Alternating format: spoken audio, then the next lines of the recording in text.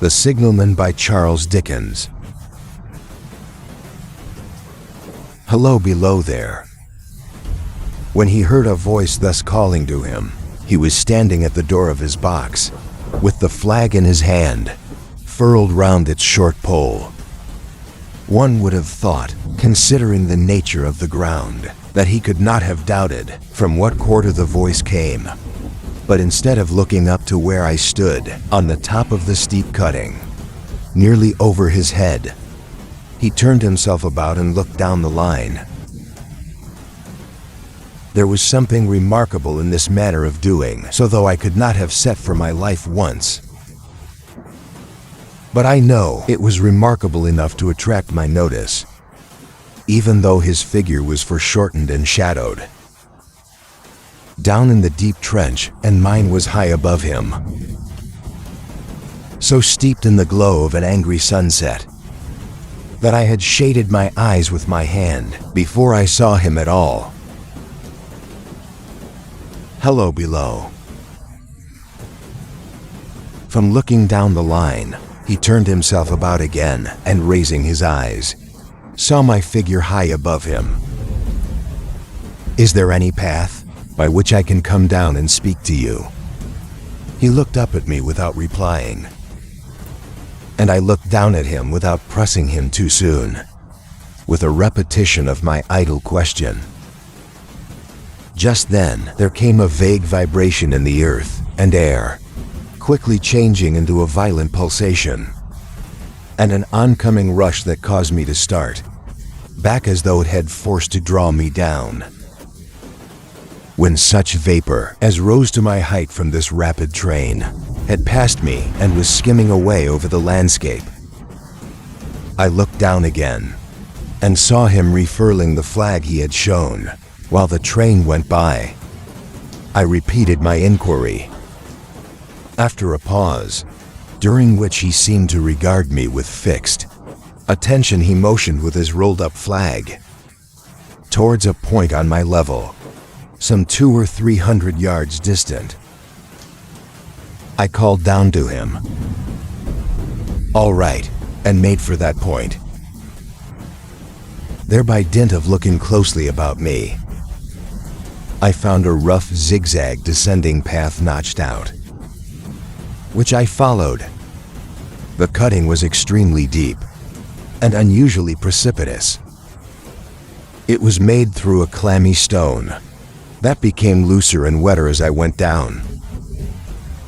For these reasons, I found the way long enough to give me time to recall a singular air of reluctance or compulsion with which he had pointed out the path. When I came down low enough upon the 6-acre descent to see him again, I saw that he was standing between the rails on the way by which the train had lately passed, in an attitude as if he were waiting for me to appear. He had left his hand at his chin, and that elbow rested on his right hand, crossed over his breast. His attitude was one of such expectation and watchfulness that I stopped a moment wondering at it.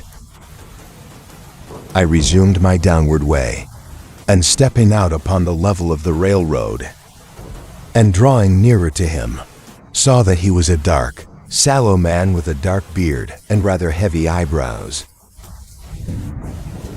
His post was in as solitary and dismal a place as ever. A song on either side, a dripping wet wall of jagged stone, excluding all view but a strip of sky. The perspective one way on the crooked prolongation of this great dungeon, the shorter perspective in the other direction, terminating in a gloomy red light, and the gloomier entrance to a black tunnel, in whose massive architecture there was a barbarous, depressing, and forbidding air. So little sunlight ever found its way to this spot, that it had an earthy, deadly smell, and so much cold wind rushed through it, that it struck chill to me, as if I had left the natural world before he stared. I was near enough to him to have touched him, not even then removing his eyes from mine. He stepped back one step and lifted his hand. This was a lonesome post to occupy, I said, and it had riveted my attention. When I looked down from up yonder, a visitor was a rarity. I should suppose not an unwelcome rarity. I hoped in me he merely saw a man who had been shut up within narrow limits all his life, and who, being at last set free, had a newly awakened interest in these great works. To such purpose I spoke to him, but I am far from sure of the terms I used for. Besides that, I am not happy at opening any conversation. There was something in the man that daunted me. He directed a most curious look towards the red light, near the tunnel's mouth, and looked all about it, as if something were missing from it, and then looked at me. That light was part of his charge, was it not? He answered in a low voice. Don't you know it is? The monstrous thought came into my mind as I perused the fixed eyes and the saturnine face, that this was a spirit, not a man. I have speculated since whether there may have been infection in his mind. In my turn, I stepped back, but in making the action, I detected in his eyes some latent fear of me. This put the monstrous thought to flight. You look at me, I said, forcing a smile as if you had a dread of me. I was doubtful, he returned, whether I had seen you before, where he pointed to the red light. He had looked it there, I said, intently watchful of me. He replied, but without sound. Yes. My good fellow, what should I do there, however? Be that as it may, I never was there. You may swear. I think I may, he rejoined. Yes, I am sure I may. His manner cleared like my own. He replied to my remarks with readiness, and in well-chosen words. Had he much to do there? Yes. That was to say, he had enough responsibility to bear, but exactness and watchfulness were what was required of him, and of actual work, manual labor, he had next to none. To change that signal, to trim those lights, and to turn this iron handle now and then, was all he had to do under that head.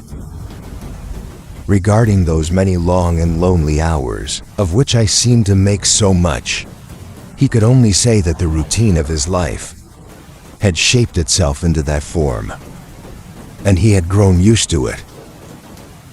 He had taught himself a language down here, if only to know it by sight, and to have formed his own crude ideas of its pronunciation could be called learning it. He had also worked at fractions and decimals, and tried a little algebra, but he was and had been, as a boy, a poor hand at fisticuffs. Was it necessary for him, when on duty, always to remain in that channel of damp air? And could he never rise into the sunshine from between those high stone walls? Why, that depended upon times and circumstances. Under some conditions, there would be less upon the line than under others. And the same held good as to certain hours of the day, and night and bright weather.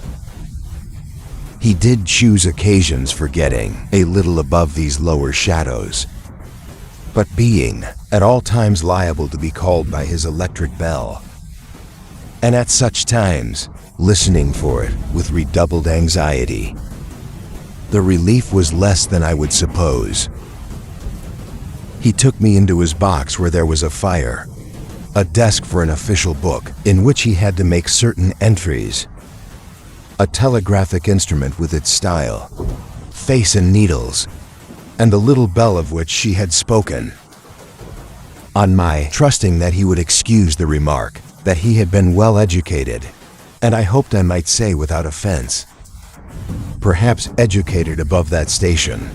He observed that instances of slight incongruity in such wise would rarely be found wanting among large bodies of men, that he had heard it was so in workhouses, in the police force, even in that last desperate resource, the army, and that he knew it was so, more or less, in any great railway staff he had been when young. If I could believe it, sitting in that hut, he scarcely could, a student of natural philosophy, and had attended lectures, but he had run wild, misused his opportunities, gone down and never risen again. He had no complaint to offer about that. He had made his bed, and he lay upon it.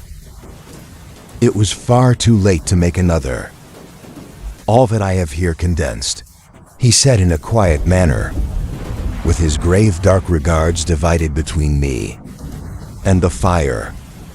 He threw in the word "sir" from time to time, and especially when he referred to his youth, as though to request me to understand that he claimed to be nothing but what I found him. He was several times interrupted by the little bell, and had to read off messages and send replies. Once he had to stand without the door and display a flag as a train passed, and make some verbal communication to the driver.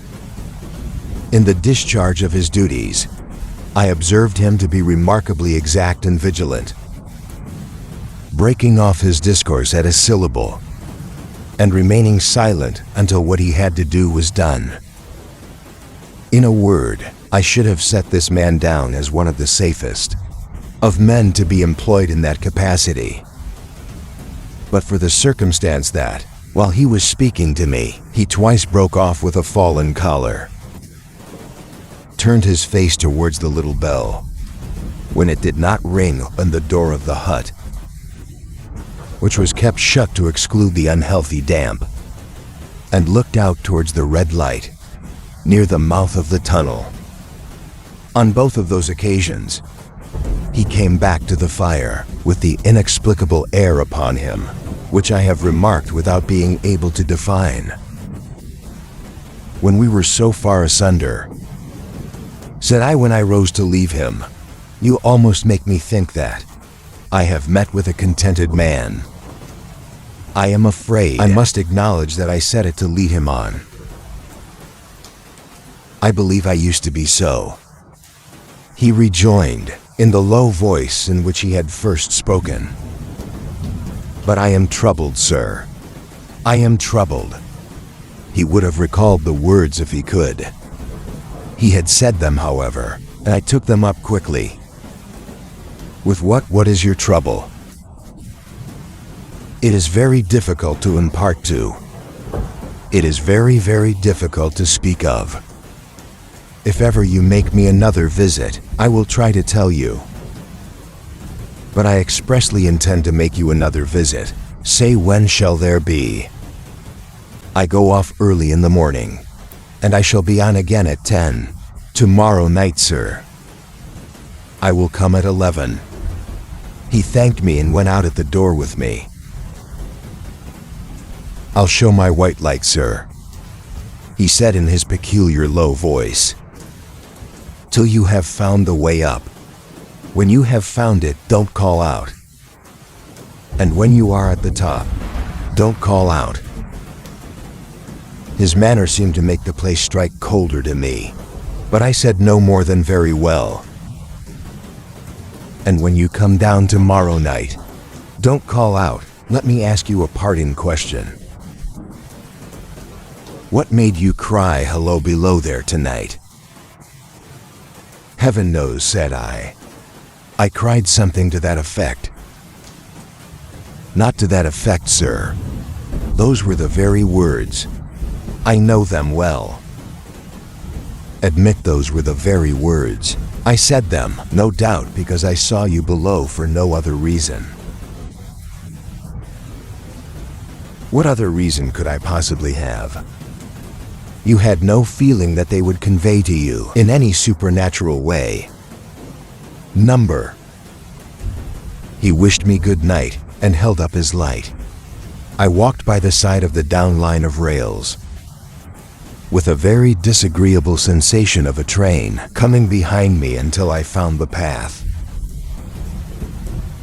It was easier to mount than to descend, and I got back to my inn without any adventure. Punctual to my appointment, I placed my foot on the first notch of the 6th sack. Next night, as the distant clocks were striking 11, he was waiting for me at the bottom, with his white light on. "I have not called out," I said, when we came close together. "May I speak now by all means, sir?" "Good night then, and here's my hand." "Good night, sir, and he is mine." With that we walked side by side to his box, entered it, closed the door, and sat down by the fire. "I have made up my mind, sir." He began bending forward as soon as we were seated, and speaking in a tone, but a little above a whisper, "that you shall not have to ask me twice what troubles me. I took you for someone else yesterday evening. That troubles me. That mistake. No, that's someone else." "Who is it?" "I don't know, like me." "I don't know, I never saw the face." The left arm is across the face, and the right arm is waved. Violently waved this way. I followed his action with my eyes, and it was the action of an arm, gesticulating with the utmost passion and vehemence. "For God's sake, clear the way."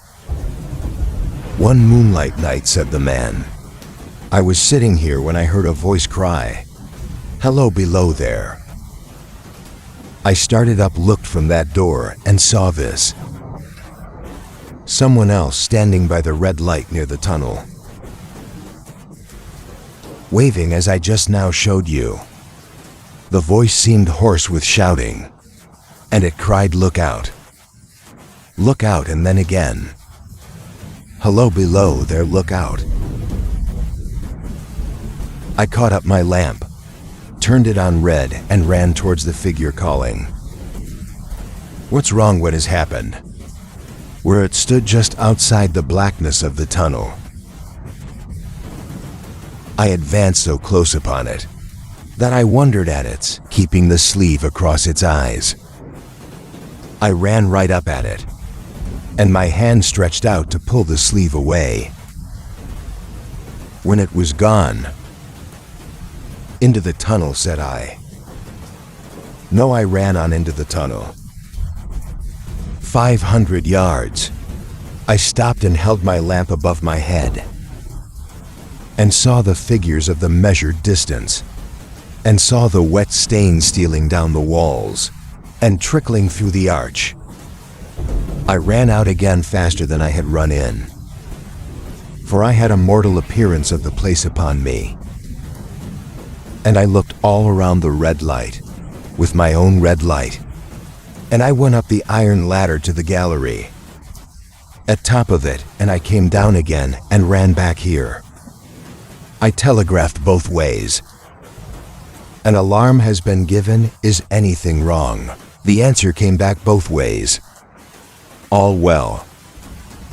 Resisting the slow touch of a frozen finger, tracing out my spine, I showed him how that this figure must be a deception of his sense of sight, and how that phthisis originating in disease of the delicate nerves that minister to the functions of the eye were known to have often troubled patients, some of whom have become conscious of the nature of their affliction, and had even proved it by experiments upon themselves.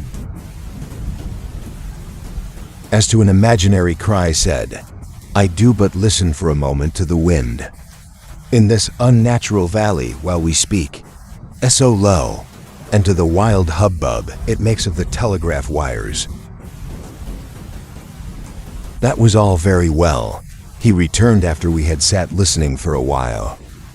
And he ought to know something of the wind and the wires, he, who so often passed long winter nights there, alone and watching.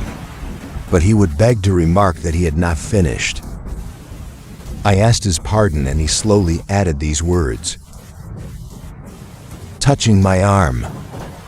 Within 6 hours after the appearance, the memorable accident on this line happened, and within 10 hours, the dead and wounded were brought along, through the tunnel, over the spot where the figure had stood.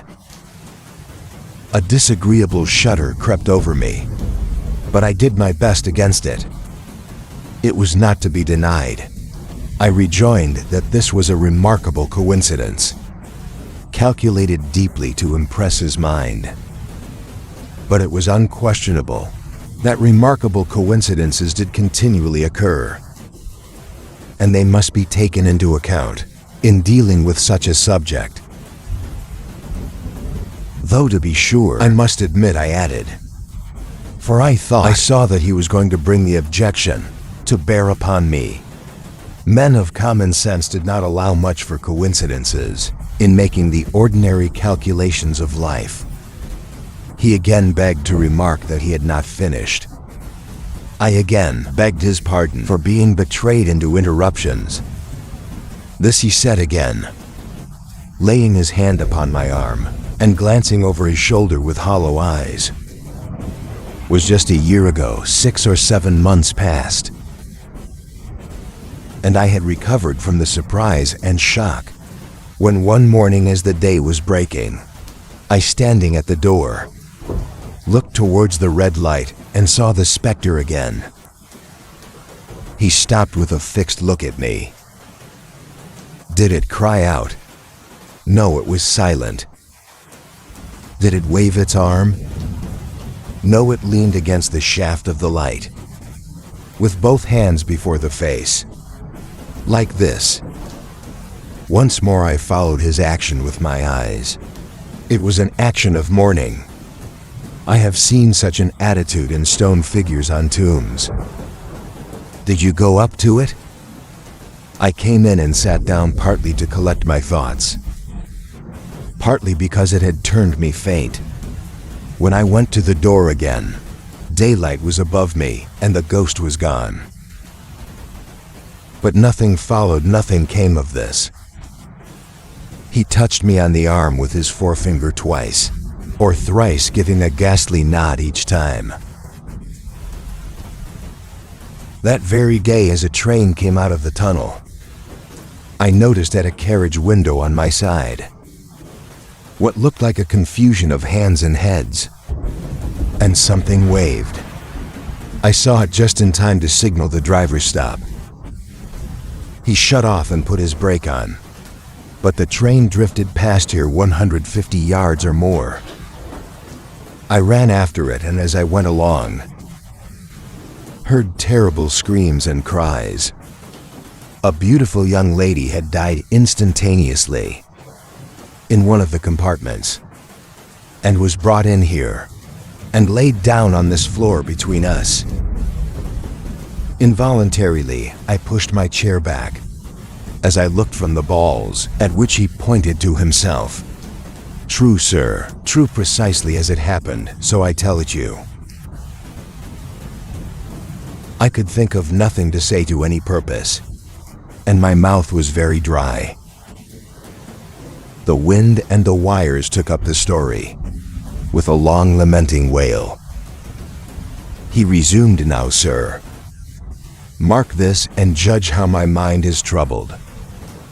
The specter came back a week ago. Ever since, it has been there now and again by fits and starts. At the light, at the danger light. What does it seem to do? He repeated, if possible with increased passion and vehemence, that form a gesticulation of, for God's sake, clear the way. Then he went on, I have no peace or rest for it. It calls to me for many minutes, together, in an agonized manner. Below there, look out. Look out, it stands waving to me. It rings my little bell. I called it that. Did it ring your bell yesterday evening when I was here? And you went to the door twice. Why see, said I, how your imagination misleads you. My eyes were on the bell, and my ears were open to the bell. And if I am a living man, it did not ring at those times. No, nor at any other time, except when it was wrong, in the natural course of physical things, by the station communicating with you. He shook his head. I have never made a mistake as to that yet, sir. I have never confused the specter's ring with the man's. The ghost ring is a strange vibration in the bell, that it derives from nothing else, and I have not asserted that the bell stirs to the eye. I don't wonder that you failed to hear it, but I heard it. And did the specter seem to be there when you looked out? It was there both times, he repeated, firmly both times. Will you come to the door with me and look for it now? He bit his under lip, as though he were somewhat unwilling, but arose. I opened the door and stood on the step. While he stood in the doorway, there was the danger light. There was the dismal mouth of the tunnel. There were the high wet stone walls of the cutting. There were the stars above them. Do you see it? I asked him, taking particular note of his face. His eyes were more prominent and strained, but not very much more so, perhaps, than my own had been, when I directed them earnestly towards the same spot. No, he answered. It is not there. Agreed, said I. We went in again, shut the door, and resumed our seats. I was thinking how best to improve this advantage, if it might be called one, when you took up the conversation in such a matter of course way, so assuming that there could be no serious question of fact between us, that I felt myself placed in the weakest of positions. By this time you will fully understand, sir, he said, that what troubles me so dreadfully is the question, what does the specter mean? I was not sure I told him that I did fully understand. What is its warning against? He said, ruminating with his eyes on the fire, and only by times turning them on me. What is the danger? Where is the danger? There's danger overhanging somewhere on the line. Some dreadful calamity will happen. It is not to be doubted this third time, after what has gone before. But surely this is a cruel haunting of me. What can I do? He pulled out his handkerchief and wiped the drops from his heated forehead. If I telegraph danger on either side of me, or on both, I can give no reason for it. He went on wiping the palms of his hands. I should get into trouble and do no good. They would think I was mad. This is the way it would work. Message danger. Take care, answer what danger where. Message don't know, but for God's sake take care. They would displace me, what else could they do? His pain of mind was most pitiable to see.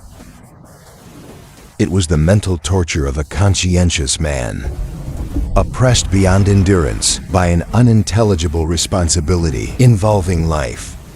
When it first stood under the danger light, he went on putting his dark hair back from his head and drawing his hands outward, across and across his temples, in an extremity of feverish distress.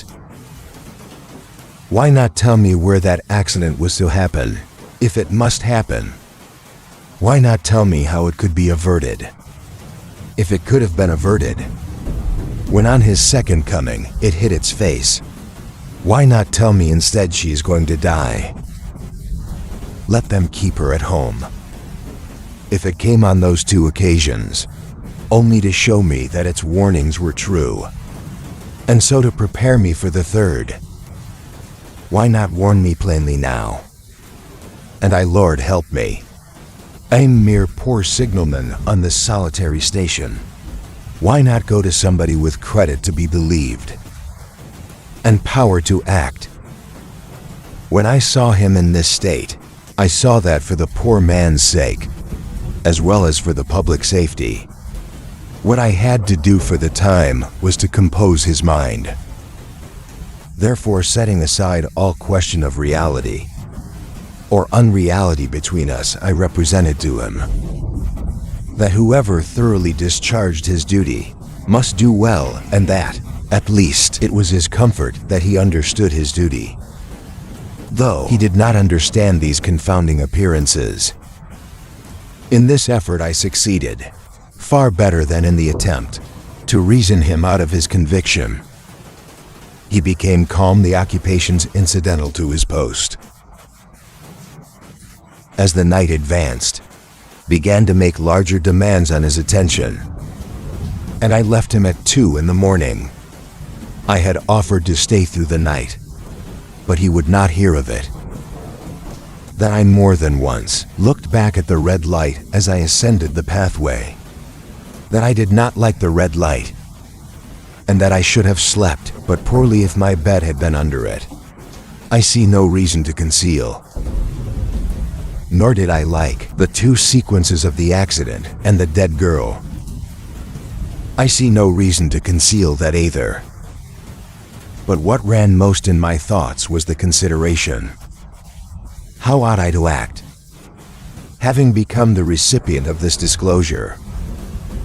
I had proved the man to be intelligent, vigilant, painstaking, and exact. But how long might he remain so in his state of mind? Though in the supporting position, still he held the most important trust.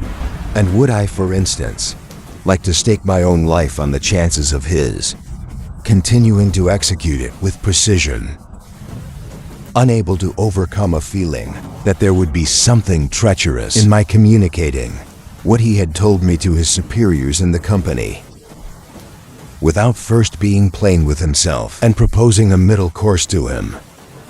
I ultimately resolved to offer to accompany him, otherwise keeping his secret for the present, to the wisest medical practitioner we could hear of in those parts, and to take his opinion.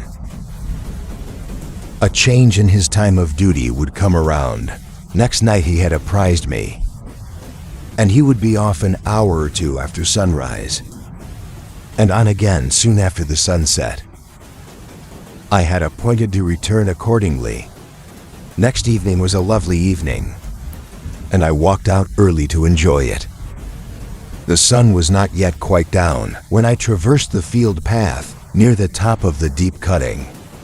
I would extend my walk for an hour. I said to myself, half an hour on and half an hour back, and it would then be time to go to my signalman's box. Before pursuing my stroll, I stepped to the brink and mechanically looked down. From the point from which I had first seen him, I cannot describe the thrill that seized upon me when, close at the mouth of the tunnel, I saw the appearance of a man, with his left sleeve across his eyes, passionately waving his right arm. The nameless horror that oppressed me passed in a moment. For a moment, I saw that this appearance of a man was a man indeed, and that there was a little group of other men standing at a short distance, to whom he seemed to be rehearsing the gesture he made. The danger light was not yet lighted against its shaft. A little low hut, entirely new to me, had been made of some wooden supports and tarpaulin. It looked no bigger than a bed, with an irresistible sense that something was wrong, with a flashing, self-reproachful fear that fatal mischief had come of my leaving the man there and causing no one to be sent to overlook or correct what he did. I descended the notched path with all the speed I could make. "What is the matter?" I asked the men. "Signalman killed this morning, sir." "Not the man belonging to that box?" "Yes, sir." "Not the man I know, you will recognize him." "Sir, if you knew him," said the man who spoke for the others, solemnly uncovering his own head and raising an end of the tapestry, for his face is quite composed. "Oh, how did this happen? How did this happen?" I asked, turning from one to another as the hut closed in again. "He was cut down by an engine, sir. No man in England knew his work better. But somehow he was not clear of the outer rail. It was just at broad day. He had struck the light and had the lamp in his hand. As the engine came out of the tunnel, his back was towards her and she cut him down. That man drove her and was showing how it happened. Show the gentleman's arm." The man, who wore a rough dark dress, stepped back to his former place at the mouth of the tunnel.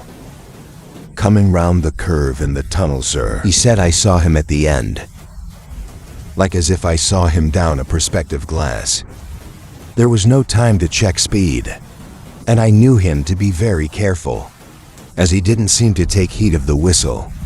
I shut it off when we were running down upon him, and called to him as loud as I could call." "What did you say?" I said.